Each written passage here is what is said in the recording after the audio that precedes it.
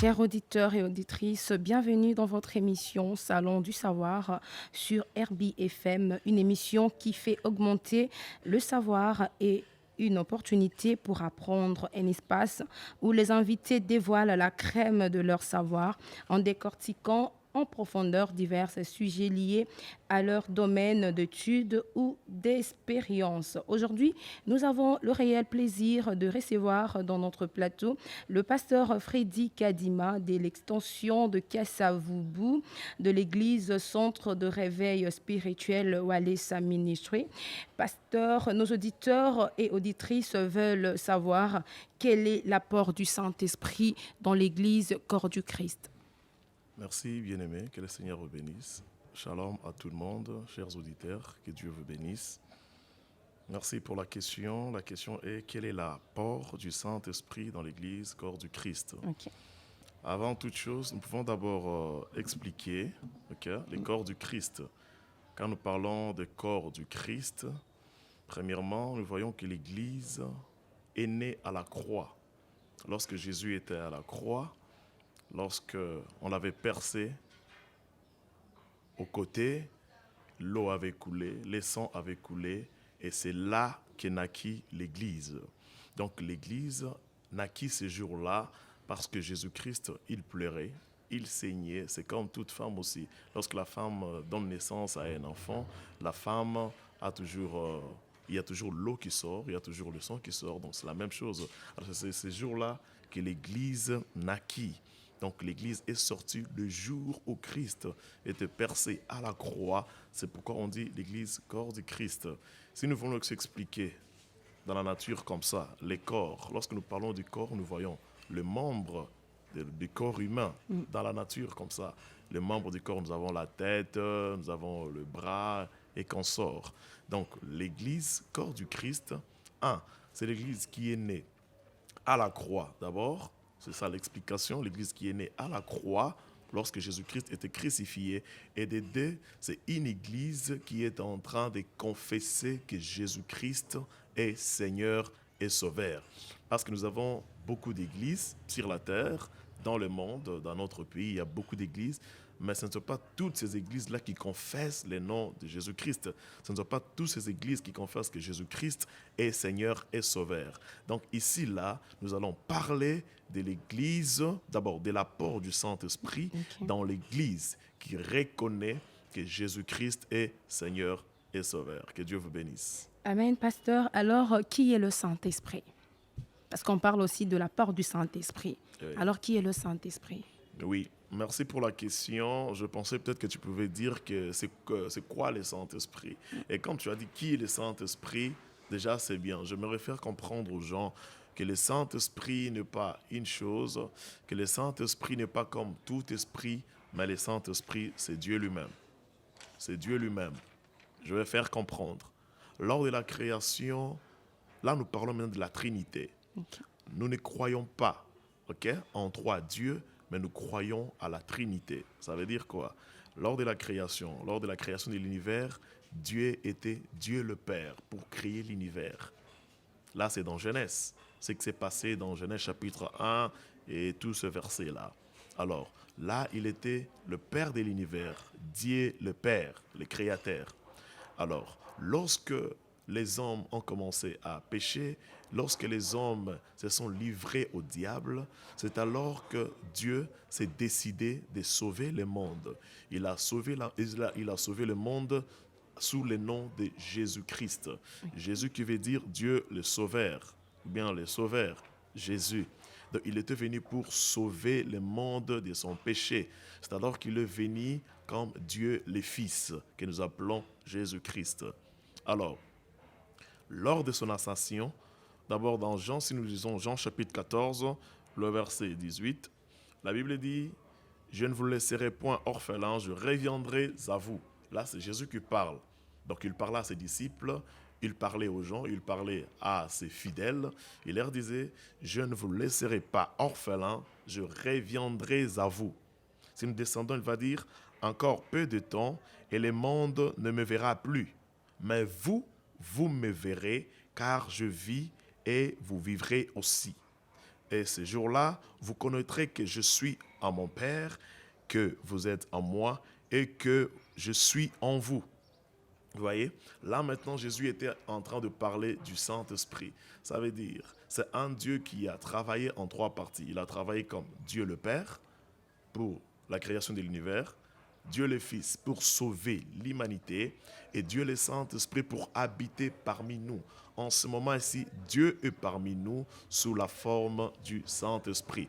Donc le Saint-Esprit, ce n'est pas comme tout esprit, le Saint-Esprit, c'est Dieu lui-même. Que Dieu vous bénisse. Ok, alors quel est l'apport du Saint-Esprit dans l'Église corps du Christ?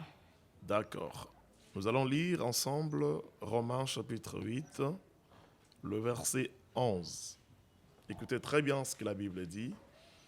Et si l'esprit de celui qui a ressuscité Jésus d'entre les morts habite en vous, celui qui a ressuscité Christ d'entre les morts rendra aussi la vie à vos corps mortels, par son esprit qui habite en vous.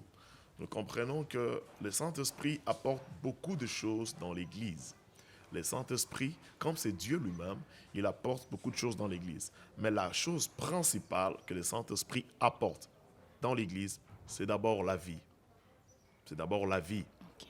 Vous voyez? Donc, le Saint-Esprit à l'Église vivifie l'Église. Parce que dans cette vie-là, nous allons trouver la puissance, nous allons trouver le guérison, le miracle, tout ce qui peut se faire, la puissance de la prédication, les dons, toutes ces choses, c'est ça ce qui donne la vie à l'Église. Parce qu'une Église qui manque le Saint-Esprit, c'est une Église morte.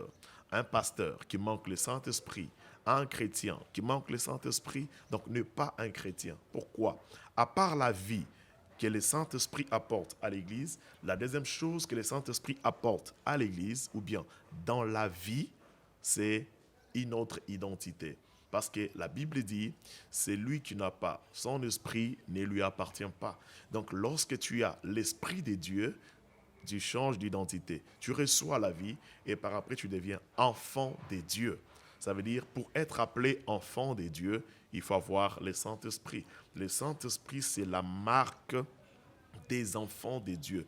Tu vas reconnaître que ces pasteurs, malgré qu'il prêche, malgré qu'il fait tout ce qu'il est en train de faire, tu vas reconnaître que c'est un enfant de Dieu à partir du Saint-Esprit. Parce qu'il y a de ce pasteur-là qui peuvent tout faire pendant que il a peut-être touché au fétiche. Donc il n'est pas enfant de Dieu parce qu'il n'a pas le Saint-Esprit. Il fait tout ce qu'il fait animé d'un mauvais esprit, bien d'un autre esprit. Donc le Saint-Esprit est très très important à l'Église. Le Saint-Esprit, c'est la présence de Dieu à l'Église. Le Saint-Esprit, c'est la sainteté à l'Église. Lorsque une Église est remplie du Saint-Esprit, tu verras les gens qui marchent en se contrôlant, un chrétien qui va se contrôler, un pasteur qui va se contrôler. Donc tout un chacun va se contrôler parce que le Saint-Esprit commencera à te parler. Il va te parler, il va te dire ne fais pas ça, ne fais pas ça, ne fais pas ça, ne fais pas ça. Alors toutes ces choses représentent la vie. Que le Seigneur vous bénisse. Ok, pasteur, merci. Et alors, quand et comment recevoir le Saint-Esprit? Oui, merci pour la question. Que Dieu vous bénisse. Lorsque tu donnes ta vie à Jésus-Christ, tu abandonnes le péché, tu abandonnes toutes les mauvaises choses, tu renonces à toi-même, tu abandonnes la mauvaise vie, après avoir entendu la parole de la repentance. Vous voyez? Donc, j'explique calmement. Lorsque nous tenons des campagnes d'évangélisation, nous évangélisons les gens afin de ramener les âmes vers Jésus-Christ. C'est ce qu'on appelle gagner les âmes. Donc, lorsque nous gagnons les âmes, la personne qui était peut-être pécheur, impudique, voleur, sorcier, féticheur et consort, lorsque cette personne atteint la conversion, la première partie, la personne sera d'abord baptisée. Lorsque quelqu'un accepte le baptême, ça veut dire il croit, il donne sa vie à Jésus. Il dit maintenant, je prends l'engagement de suivre Jésus-Christ. Je prends l'engagement de vivre pour Jésus-Christ. Je le reçois dans ma vie comme mon Seigneur et mon Sauveur. C'est alors que nous allons passer maintenant au baptême, le baptême d'eau. La personne part. Pourquoi nous baptisons souvent? C'est très important parce que notre modèle, c'est Jésus-Christ. Tu vois, l'Église, corps du Christ, les modèles, de l'Église corps du Christ, c'est Jésus-Christ. Nous allons suivre tout ce que Jésus-Christ a fait, tout ce que Jésus-Christ a dit. C'est ça. Donc, c'est ce qui fait de nous l'Église corps du Christ. Nous reflétons Jésus, nous imitons Jésus, nous vivons la vie de Jésus. Vous voyez? Alors, nous allons d'abord baptiser la personne. Après le baptême d'eau, par après, il y aura le baptême du Saint-Esprit. Le baptême du Saint-Esprit, c'est lorsqu'on va prier sur la personne qui était convertie, qui vient de se convertir, la personne qui vient d'être baptisée, on va maintenant lui imposer la main. Par une prière, on prie pour lui, soit par imposition de main, on prie sur lui, et par après, la personne reçoit le Saint-Esprit. Et pour aussi recevoir le Saint-Esprit, il faut le désirer. Donc, dans ton cœur, tu dois désirer le Saint-Esprit. Tu dois dire à Dieu que, Seigneur, j'ai besoin. Jadis, j'étais conduit par l'esprit de mensonge, par l'esprit de vol, par l'esprit de péché. Et maintenant, j'ai besoin que ton esprit entre en moi. Donc, pour que cet esprit puisse avoir de l'impact dans la vie, il faut qu'il y ait le désir. Tu dois désirer le Saint-Esprit après le baptême et qu'on sort, désirer le Saint-Esprit pour qu'il puisse demeurer en toi, pour qu'il puisse conduire ta vie, pour qu'il puisse marcher avec toi, que tu ne puisses pas vivre par toi-même et pour toi-même, mais que tu vives par le Saint-Esprit et pour le Saint-Esprit. Que Dieu vous bénisse. Est-ce que, pasteur, vous avez déjà anticipé la question et est-ce que le baptême d'eau est obligatoire? Pour tout chrétien, pour tout celui qui vient de se convertir, le baptême d'eau est obligatoire. C'est pourquoi je vous ai dit, l'Église corps du Christ, notre modèle, c'est Jésus-Christ. Vous voyez, Jésus-Christ, il est Dieu. En ce temps-là, il était Dieu. Tout ce qu'il a fait, c'est pourquoi vous voyez, un jour, Jésus-Christ est parti à la montagne. Un jour, Jésus-Christ a eu faim. Un jour, il est aussi fatigué. En tant qu'humain, tu vois, ça veut dire qu'il nous apprenait, nous les humains, comment est-ce que nous pouvons vivre en tant qu'Église, corps du Christ. Jésus, il était patient. Il a patienté. Lui qui était Dieu, il a travaillé à partir de 30 ans. C'est à 30 ans qu'il a commencé son ministère. Mais pendant tout ce temps, qu'est-ce qu'il faisait? Ça veut dire que c'est toute une formation. La vie de Jésus, c'est une école pour l'Église corps du Christ. La vie de Jésus, c'est un modèle pour l'Église corps du Christ. C'est pourquoi, lorsque Jésus-Christ, son temps est arrivé, il s'est fait baptiser par un homme. Vous voyez, Jésus-Christ qui était Dieu, mais il s'est fait baptiser par un homme. C'est ce même chemin-là que nous devons suivre en tant qu'enfants de Dieu, en tant que chrétiens. Donc le baptême d'eau est très, très important pour tout enfant de Dieu. Mais avant le baptême de Jésus, il faisait déjà de miracles, il opérait de miracles. Il n'avait pas, à cette époque-là, il n'avait pas encore eu son baptême, si on peut dire ça, mais il faisait déjà de miracles. Non, le ministère de Jésus-Christ, Jésus, dans la Bible, il n'a pas travaillé pendant 33 ans. Il a travaillé juste pendant 3 ans. Donc, lorsqu'il a commencé à opérer, c'est lorsqu'il a reçu le baptême. Tu vois, il a reçu son baptême, il a commencé sa mission. Lorsqu'il est parti au temple, on lui a remis les livres. Il commença à se dévoiler. Il dit, l'Esprit du Seigneur est sur moi, car il m'a oint pour annoncer une bonne nouvelle aux pauvres. Il m'a oint, il m'a oint, il m'a oint. C'est alors que Jésus a commencé maintenant à faire des grandes choses. Il a commencé à opérer. C'est quand? Lorsqu'il a été baptisé. Vous voyez? Lorsqu'il a reçu son baptême, par après, le Saint-Esprit est descendu sur lui sous la forme d'une colombe. Tu comprends un peu? Lorsqu'après seulement avoir été baptisé, la Bible dit les cieux s'ouvrirent et le Saint-Esprit descendu sur lui sous la forme d'une colombe. Donc avant de recevoir le Saint-Esprit, il faut d'abord passer au baptême. Tu reçois le baptême et tu reçois le Saint-Esprit. Donc c'est comme ça, c'est ça la logique des choses. Donc, pasteur, j'ai besoin que vous puissiez encore éclairer nos auditeurs et auditrices. Parce qu'avant le 30 ans de Jésus, avant ses 30 ans, il travaillait déjà pour Dieu, il était déjà en mission. Comment vous êtes en train de dire que sa mission a commencé après le baptême? Oui, parce qu'il devrait être baptisé, le Saint-Esprit devrait descendre, le ciel devait approuver, confirmer, ok? Parce que lorsqu'il est né d'abord, les anges, les disciples, ils ont vu l'apparition d'un ange. L'ange est apparu pour leur dire que non, il y a un enfant qui est né comme ça, le sauveur est né, tout ça. Même le roi qui était là, hein, le roi sentait déjà que non, il y a un autre roi qui est né, qui va me secouer. Pendant ce temps, il était encore bébé. Jésus-Christ a travaillé pendant 3 ans, juste 3 ans. Oui. Ok, merci, pasteur. Alors, comment puis-je être rempli du Saint-Esprit? C'est ce que je viens de dire. Après ton baptême, tu dois désirer maintenant. Tu dois le désirer. Lorsque tu vas désirer le Saint-Esprit et tu peux prier, il faudrait qu'il y ait quelqu'un qui va t'imposer la main. Tu vois, les serviteurs de Dieu tels qu'ils sont là, Dieu les a envoyés. Il les a remplis. C'est pourquoi Jésus a dit à ses disciples, tu vois, lorsque Jésus est monté au ciel, il a dit à ses disciples qu'ils restent ensemble à un endroit dans la chambre haute, qu'ils restent tous ensemble, que personne ne puisse sortir, qu'il attend d'abord l'avènement du Saint-Esprit.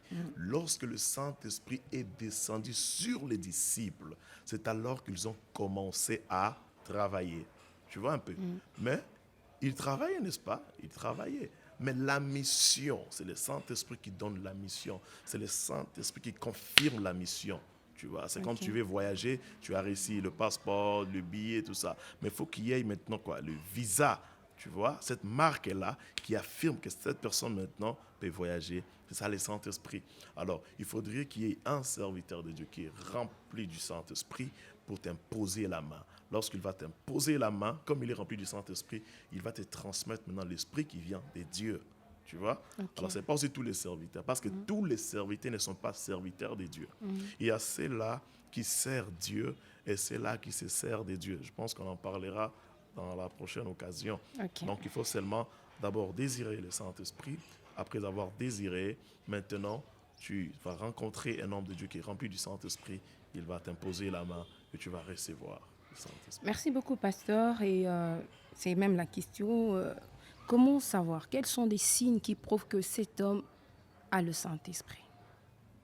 D'abord, le Saint-Esprit, lorsqu'il vient dans la vie d'une personne, il change tout. La Bible dit, l'Esprit de l'Éternel te saisira et tu seras changé à un autre homme. Donc si tu étais brutal, tu ne seras plus brutal. Si tu étais colérique, tu ne seras plus colérique. Si tu étais impoli, tu ne seras plus impoli. Arrogant, tu ne seras plus arrogant. Le Saint-Esprit change. Tu vois un peu? Le Saint-Esprit change les comportements.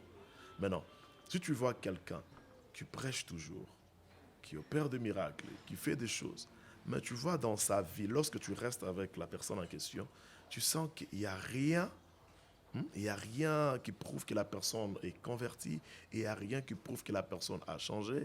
La personne est toujours la même, impudique, menteur, orgueilleux, arrogant. Donc, quelqu'un qui a des nervosités, il peut faire des dégâts. Une telle personne n'a pas le Saint-Esprit. C'est pourquoi la Bible dit, vous les reconnaîtrez par leurs fruits. Le fruit, c'est quoi? Les comportements. Tu vois? Les comportements. Parce que nous voyons, il y a des serviteurs de Dieu.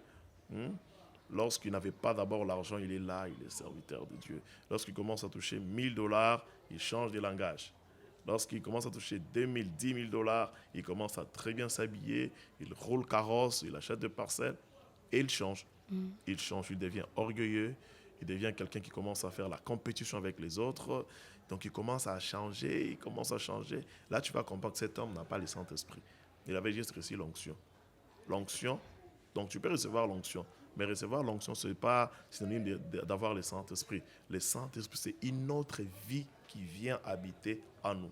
Que le Seigneur vous bénisse. Et pourquoi quand on prie, on demande, Seigneur, l'onction du Saint-Esprit? Donc, il y a deux sortes de quoi d'onction? Onction sans Saint-Esprit, onction Non. avec Saint-Esprit. Oui, oui. Tout. Moi, j'ai l'onction de Dieu. J'ai l'onction du Saint-Esprit. OK? L'onction, c'est une capacité surnaturelle. OK?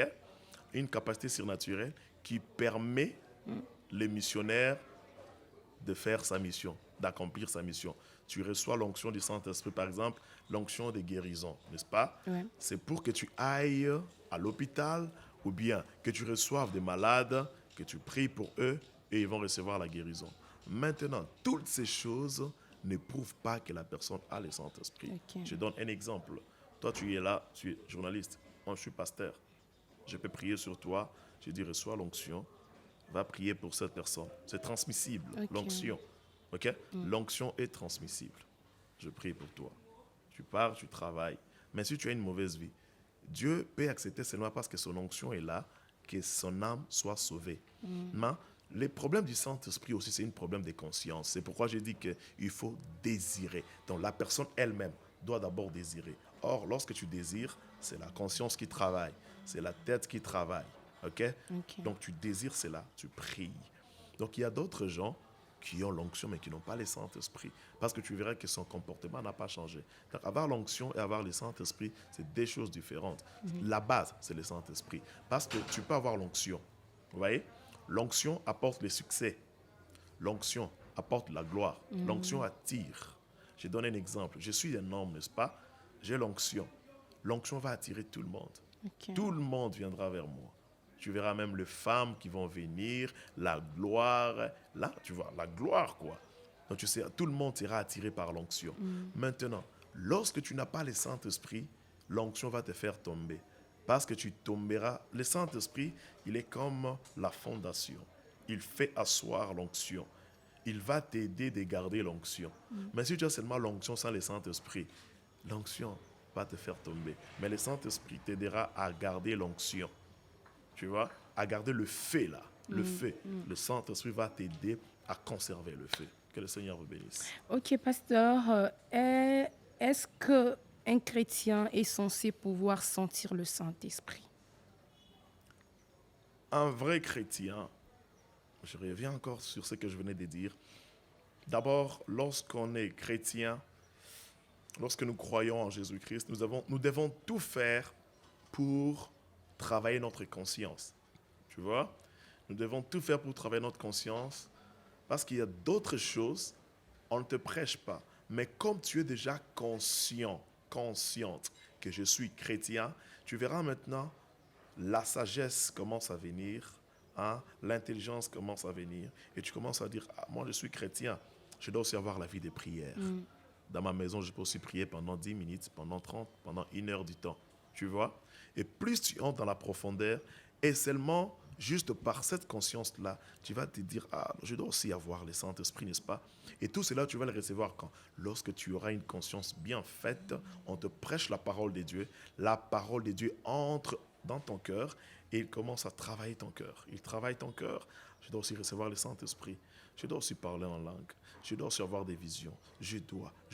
Et toutes ces choses vont créer un désir dans ton cœur. Un chrétien doit avoir le Saint-Esprit. Et un chrétien. Parce qu'une fois que tu es chrétien, tu es entré dans la famille des enfants de Dieu. Dans la famille de ceux-là qui croient que Jésus-Christ. Dieu est dans cette famille-là. Mais tu dois vivre aussi comme tout le monde qui est dans cette famille.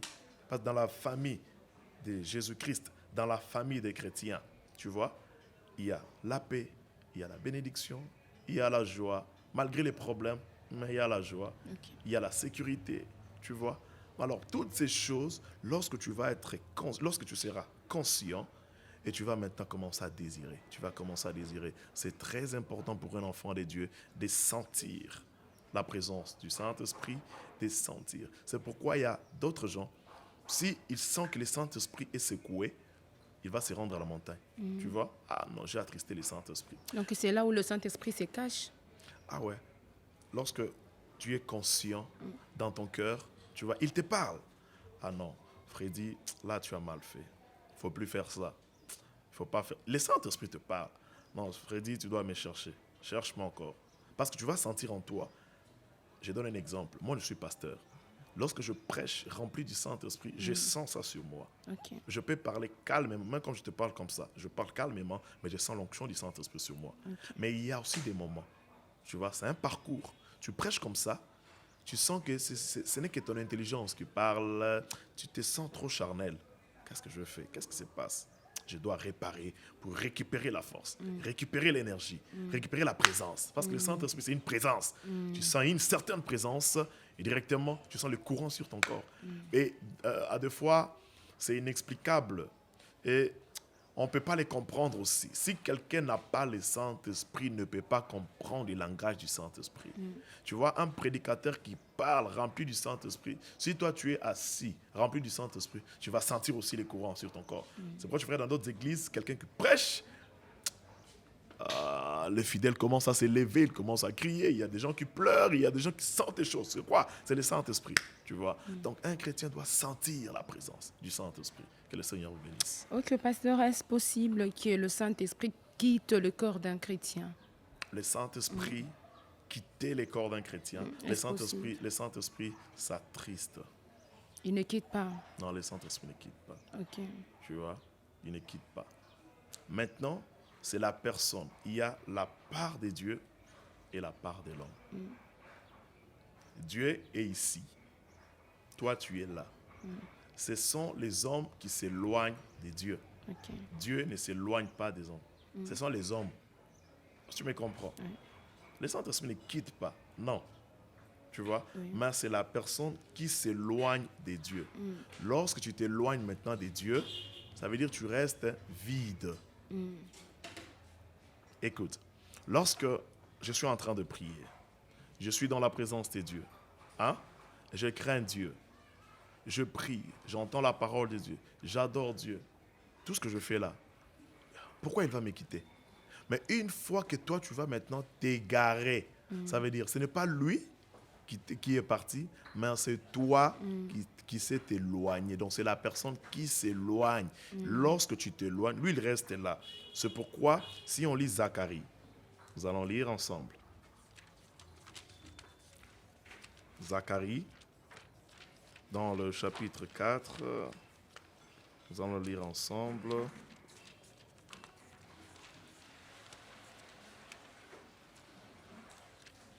Oui.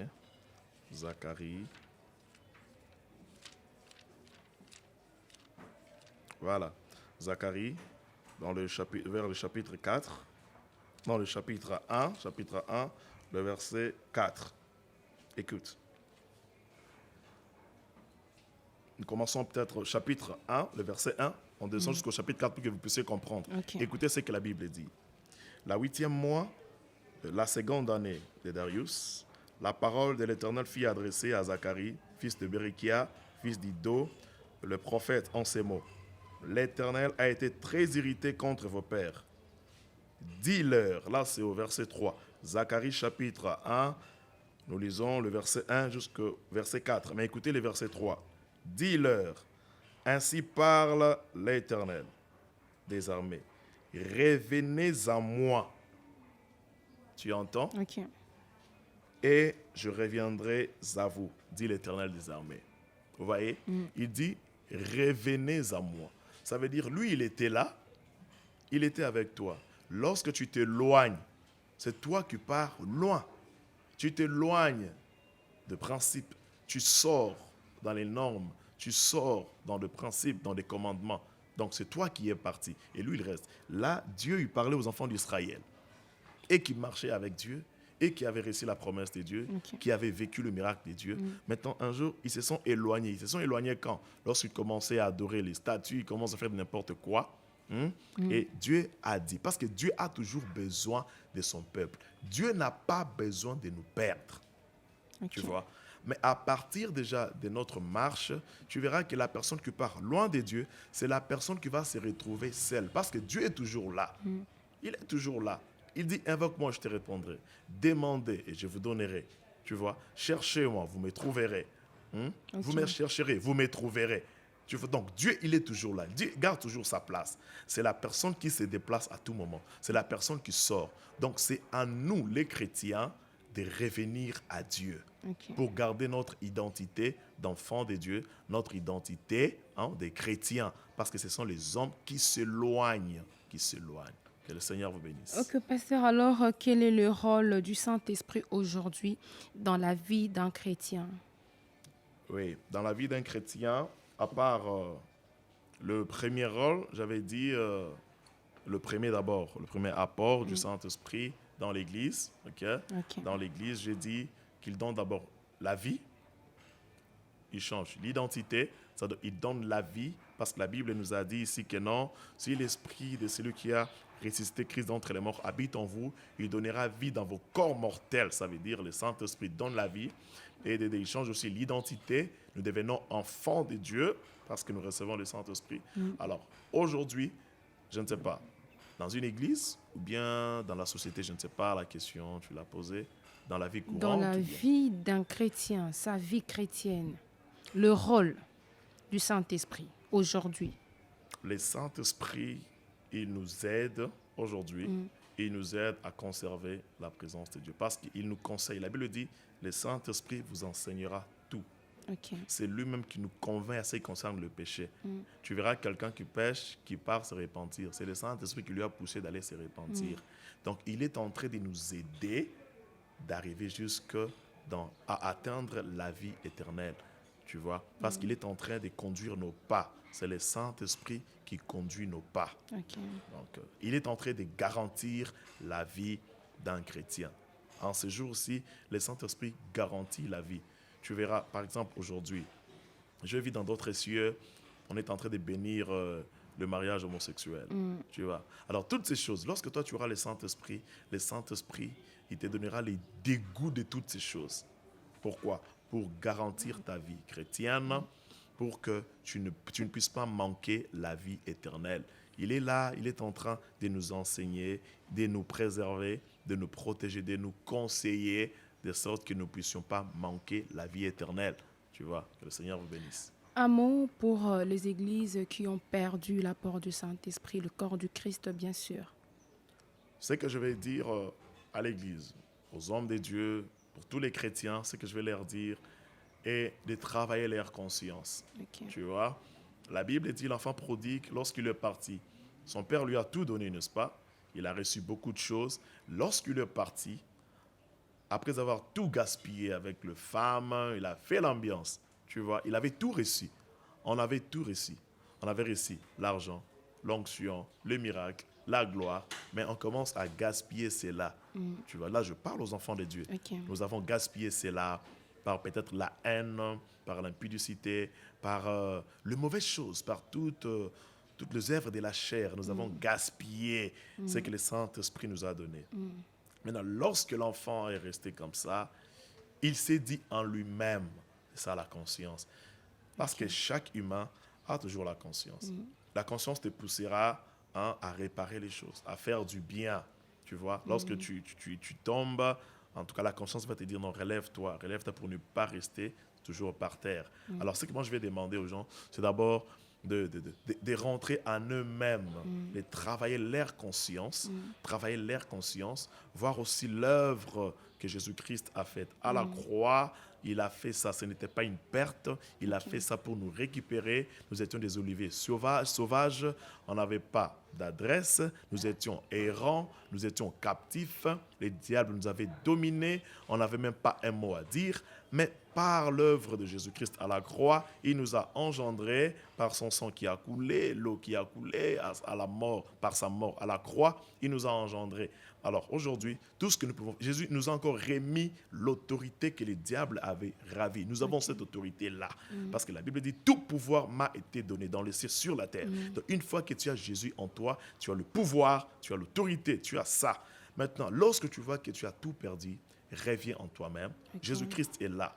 Il frappe à la porte de nos cœurs. Il frappe encore. Il dit, ouvre la porte, je vais entrer. Donc, une fois que tu vas ouvrir ta porte, il va encore entrer. C'est possible. C'est possible. Si peut-être tu penses que c'est déjà fini, non, ce n'est pas fini. C'est possible. Il peut encore entrer, il peut encore agir, mais à condition, sois conscient, répare. Que le Seigneur vous bénisse. Merci beaucoup, pasteur. Un mot pour la radio RBFM et puis pour cette émission. En tout cas, je suis très content, je suis très touché. Que le Seigneur vous bénisse. Je peux parler beaucoup de choses pour la radio, pour votre fréquence, pour tout, pour l'organisation. Mais la plus grande parole que je peux prononcer aujourd'hui est que Dieu vous bénisse. Que Amen. Dieu vous bénisse. Amen. Chers auditeurs et auditrices, nous sommes arrivés à la fin de cette émission Salon du Savoir. Nous étions ici sur ce plateau avec le pasteur Freddy Kadima de l'extension de Kessavouk de l'église Centre Réveil spirituel de Pasteur Walesa. Donc, c'est ça. Portez-vous bien et retrouvons-nous prochainement avec un nouveau numéro de cette émission Salon du Savoir. Merci.